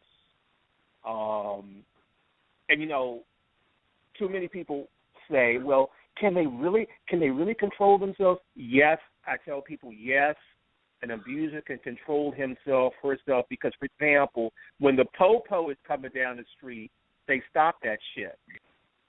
You know what I mean? Right. They'll stop that shit. So they can control what they do. They pick and choose when to do it, how to do it. They have this elaborate plan in their head on how to, you know, emotionally, physically batter you, how to keep you under their control. Because domestic violence and abuse, or intimate partner violence abuse, is all about fucking control. That's what it is. It is all about control.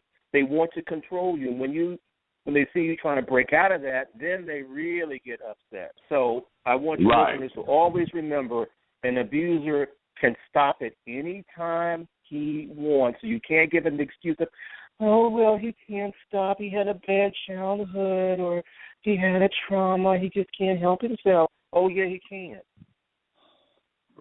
He can. Okay. Now let me go here, because here's a series of questions. Sure. The first one: when do we, those who have experienced it, learn, or how do we learn how to recognize that this is actually what this is, that this is actual battery bullying pattern, versus being paranoid because of what our experience said? So the first time we hear it, we end up running out of paranoia versus looking at it for what it is. Because my brother, God, I lost my brother last year, so I'm sorry. You know, he and his demeanor. Okay, now I'm 6'4". My brother was 6'7". Okay, and in his huff and puff when he gets upset, he looks to swell. You know what I'm saying? So, and once you understand how he communicates, you know, you had to get into it to understand him. Otherwise, looking at him, one would think, you know, he is this type of a person. You know what I'm saying? So unless you understand that, someone who's paranoid and been through that will cower, run, say, no, I can't deal with this, that, and the other out of fear versus being able to intellectually say, okay, no, that's not what this is, but I'm going to put a yellow light here, you know, because of my experience. How do we learn the difference and navigate our way through? Okay, well, first of all, if you have self-esteem problems and issues, it's hard. It's hard because you say to yourself, you know, I'm just happy to have this guy. I'm in love with this guy. You know, I'm going to give him slack. We're so happy to have someone. You know, if the sex is great, even if we don't have self-esteem problems, if the sex is so fucking great, you know what I mean, or the money's great, we'll put up with shit that we shouldn't have to put up with. Let me give you some warning. Yeah, let me give you some warning signs or warning situations. Let's say, for example, you met this guy, you start to date him, and you're really attracted to him, and he starts saying, you shouldn't wear that. You know, say you're going to the movies or party. Don't wear that. You should wear this. That's a warning sign. Because what I say to him is, motherfucker, take me down to Gucci and buy me an outfit. Then I might listen to what you're saying. Or, for example, he blows up his phone. You know, it may sound cute.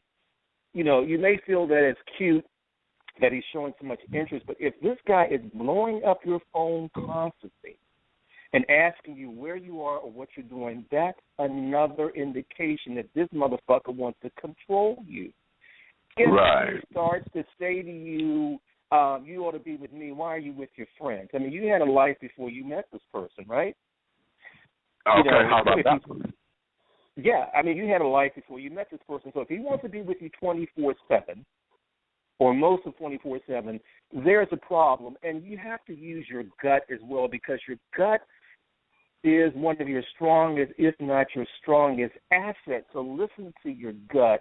So if he's trying to pick out your clothes and he's clocking your ass and he's trying to alienate you from your family and friends and doing all this other shit, that's a time to back away. You can't let the sex cloud it. It might be great sex, but you can't let that shit cloud it. You know, cloud the reality of stuff. Okay. And here's another question.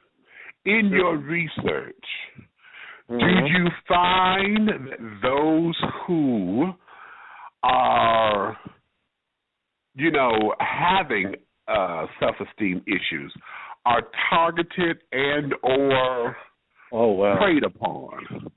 Or Excellent question. Yes,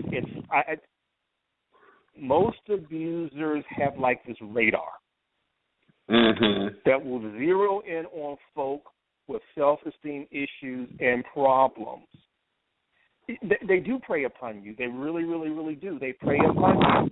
They see that you've got self-esteem issues and problems. They see that you're not confident in yourself. You know, yeah.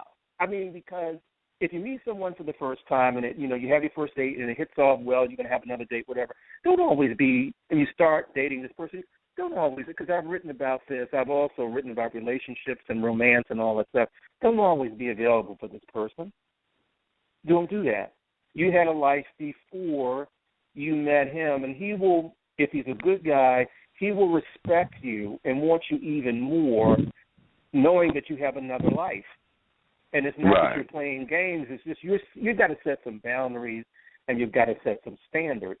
But, yeah, the abuser has radar. He or she will prey upon people that are desperate, have self-esteem issues and problems, who are not confident in themselves. And that's really sad. Okay. Now let me go here, because now let's get a little legal. Okay. Okay. And what I'm meaning by that is, as we said earlier, the numbers that you have reported are the actual cases that are reported. What are you finding as far as police involvement in these kinds of cases? Because here we go back to this male code. You know, if it's two dudes, you know, going at it or whatever, particularly same gender loving, that there, you know, is brushed upon. These just faggots anyway. Fuck that shit. Especially if one happens to be more masculine than the other. Because I've heard this from a police officer out of uniform, but I've heard it. You know, oh, fuck that shit. He needs to man up anyway. Sit there and act like a little bitch. You know, that kind of shit. But then, if it's two women... If it's two women, that there, and it's so cliche, but it also fits to be true. Because it's two bitches fighting, that there becomes a sexual turn on, because now they waiting for the shirts to be ripped off, so the titties can be exposed and all that kind of shit. And they don't get into it unless they feel they have an axe to grind, because one is a stud and the other ain't. Yeah, I mean, you're absolutely right, because most straight men will even, you know, the saying is a lot of straight men would love to be in bed with two women, and I believe that. And even if they're lesbians, they'll go for it. Okay. You know what?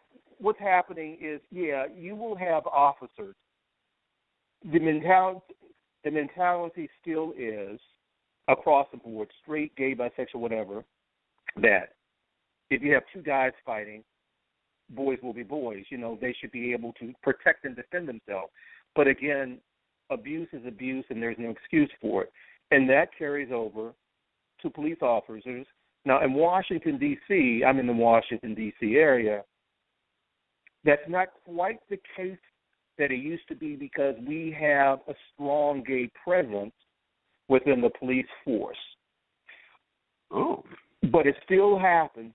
So if you were battered, particularly if you're battered, you have to get help. You have got to go to the police, even if you feel like they're not going to help me. You have got to do it, because it could save your life. But you got to ask before you leave. But back it up. Before you leave an abuser, particularly one who physically batters you, you have to have a plan. You've got to tell people. You've got to talk to people that you trust. Let them know what's going on. Too many men who are battered don't do that. After you let people know what's going on, you've got to make a plan so you can get out of there safely. And when you do get out of there, you've got to go to the police. You've got to go through the process. And you've got to know your legal rights. You've got to do a lot of research and communication with the people that you know and trust before you leave. You just can't do it willy-nilly, because it could backfire on your ass. You got to do a lot of planning. And you can't be afraid to go to the police, because you might be pleasantly surprised. You might have an officer who's actually gay who wants to help you and who will sympathize with your situation and sympathize and empathize with your situation. Okay. Now let me play devil's advocate here. Sure. Okay. What has your research shown about those little ignorant ass bitches who just want to create havoc? You know, they'll sit down there, they're the actual perpetrators or the instigators of some bullshit, and yet run and say, oh, he did this, he did that. Kind of like how women do with the whole rape thing.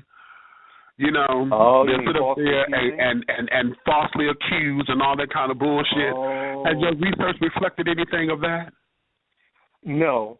I mean, from the people that I've known, Big Meech, throughout my life who have been victims of IPVA, from people that I talk to at seminars and what have you, and special events, these people, I believe they're telling the truth. So I think that, that can happen. I think that's a possibility.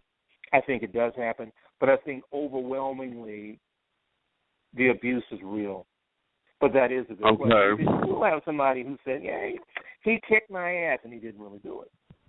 But I think that's low on the totem pole of what's really going on. Okay. Yeah. And then let's go here about the numbers being reported. You know, how are we able to glean the information? You know, are the LGBT organizations getting the numbers, or are we able to have some kind of study of stuff from the law enforcement officers, or have these been random polls that just happen to say, okay, folks have actually come out and this is what has been said in polls? Because a lot of times the kinds of numbers that we need to provide adequate programs or whatever, they're not there because folks don't want to talk about it.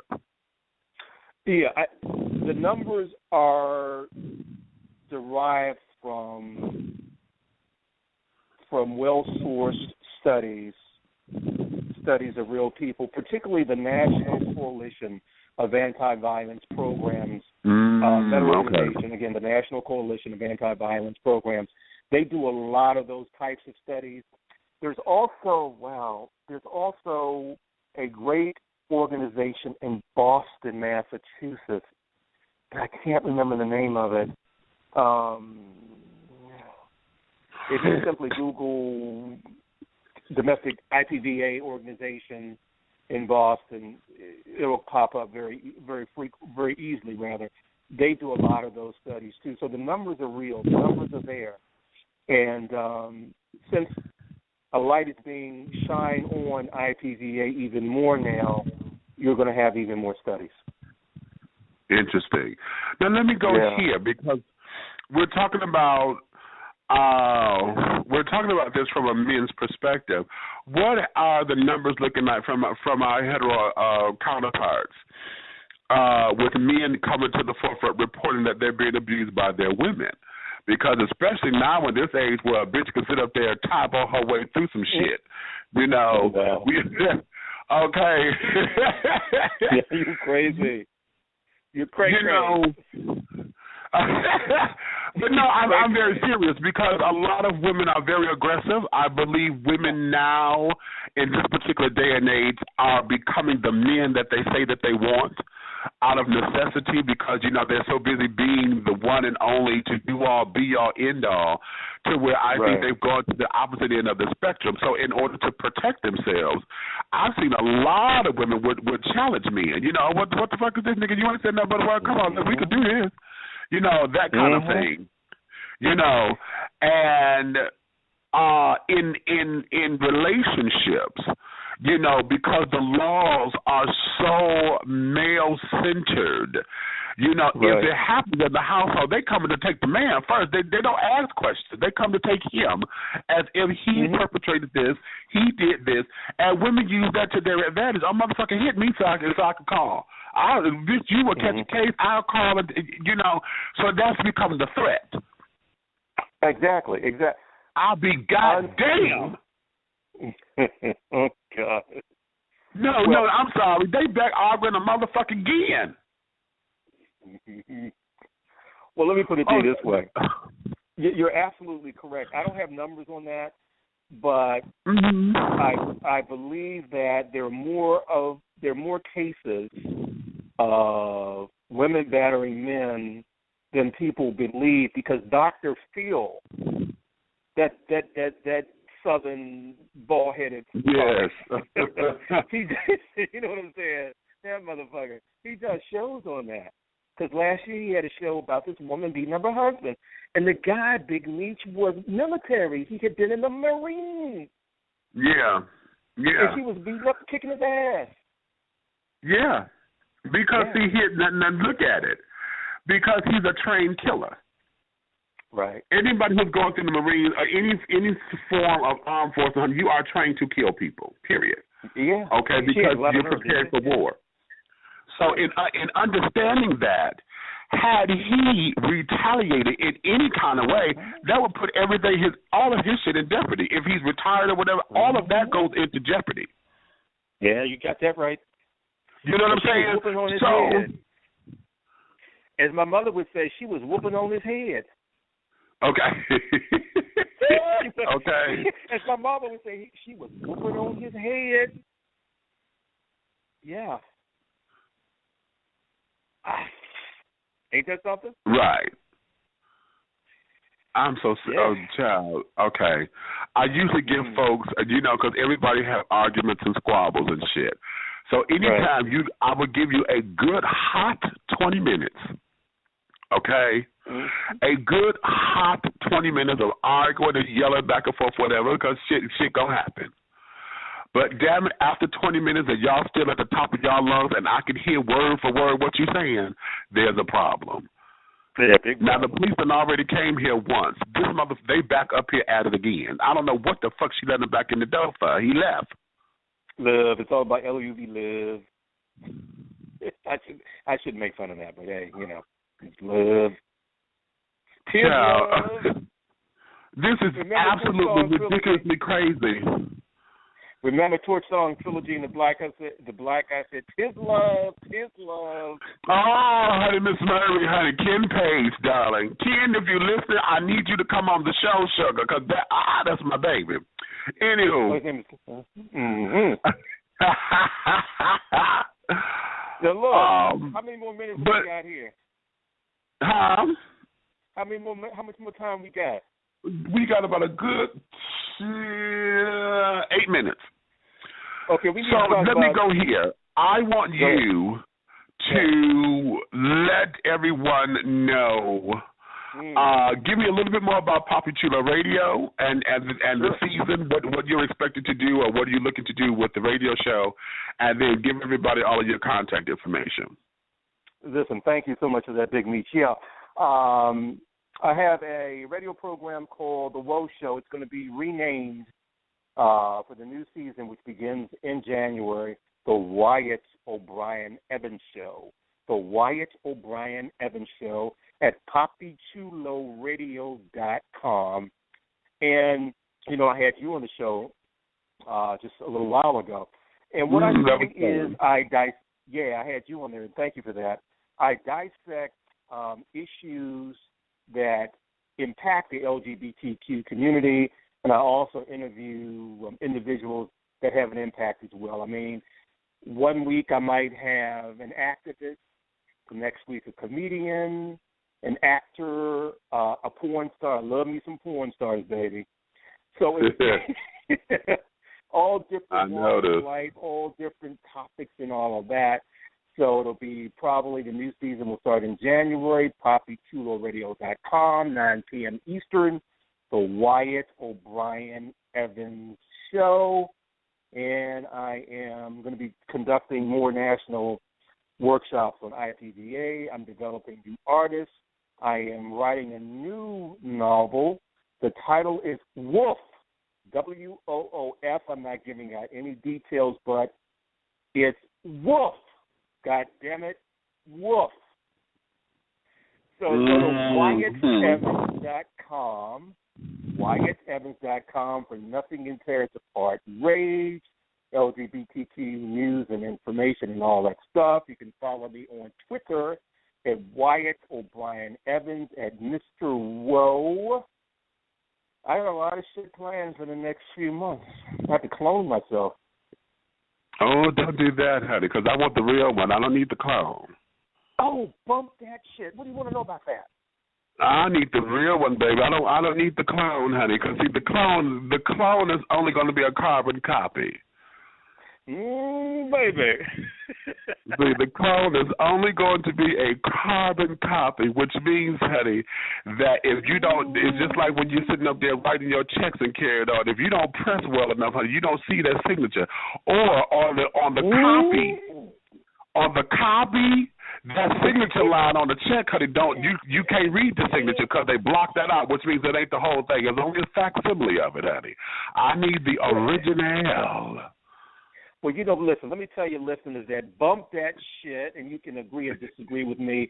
That's my coin phrase. That means great sex, like fucking a great ass, getting a great blowjob, just everything in your life that's beautiful and sexual, shit that you want to accomplish. So you think about what you want to accomplish, and then after that you say, for example, I want to be a millionaire. You say, bump that shit, and more than likely it's going to happen. You say, I want a motherfucking great blowjob. You say, bump that shit, it's going to probably happen. Stuff like that. You say, I want to fuck a juicy, fat, tight hole tonight. You say, bump that shit. That's bump that shit. It's going to happen to you. Those are words of inspiration and motivation. This brings everything into reality. It makes your dream reality. Again, it's bump that shit. B-U-M-P, one word, D-A-T, second word, shit, S-H-Y-I-T. Bump that shit. Brings everything into focus.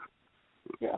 Lord, I didn't know you broke that down like that, child. He broke that. Oh, no, see, let me give y'all where it comes from. We've been planning this particular show for a little piece of a minute, okay?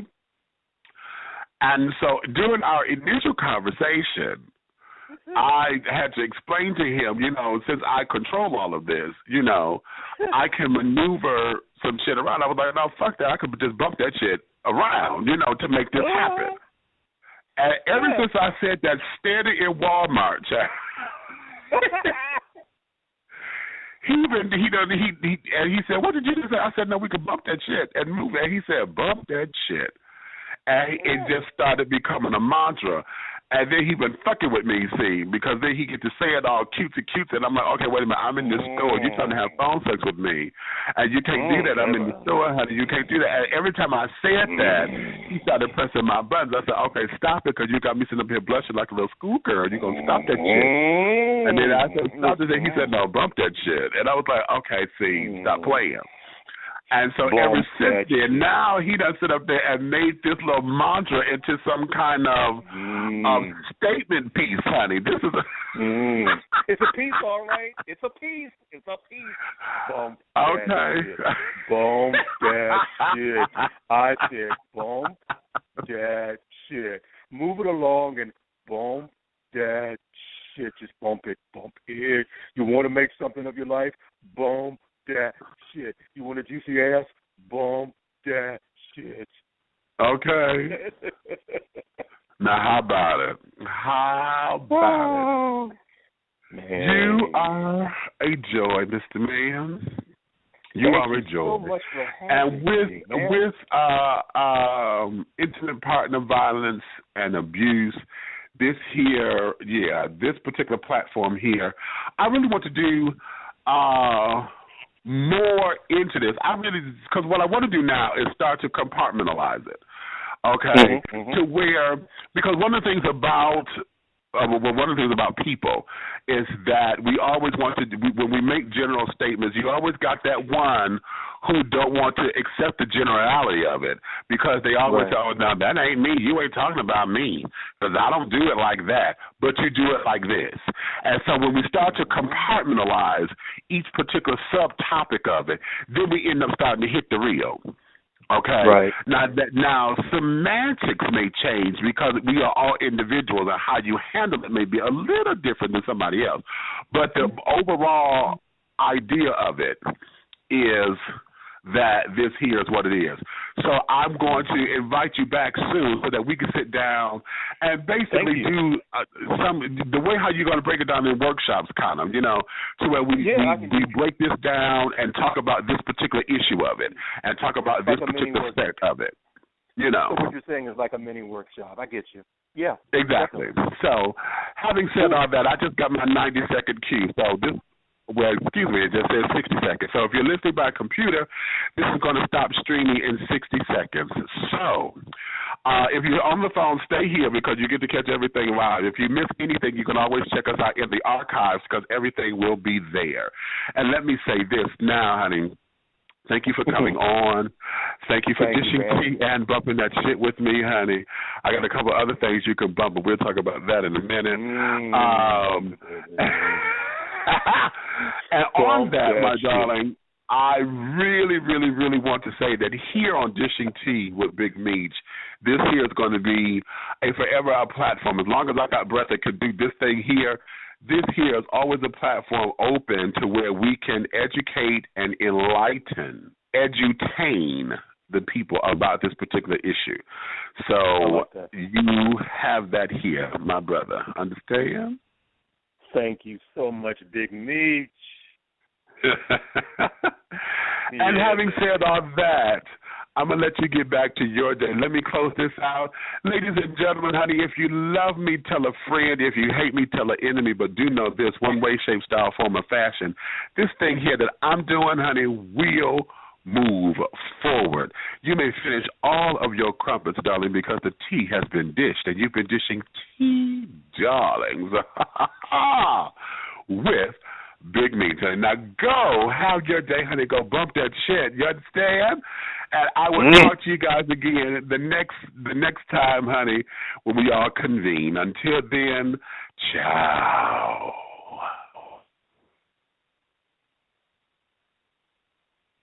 Still there?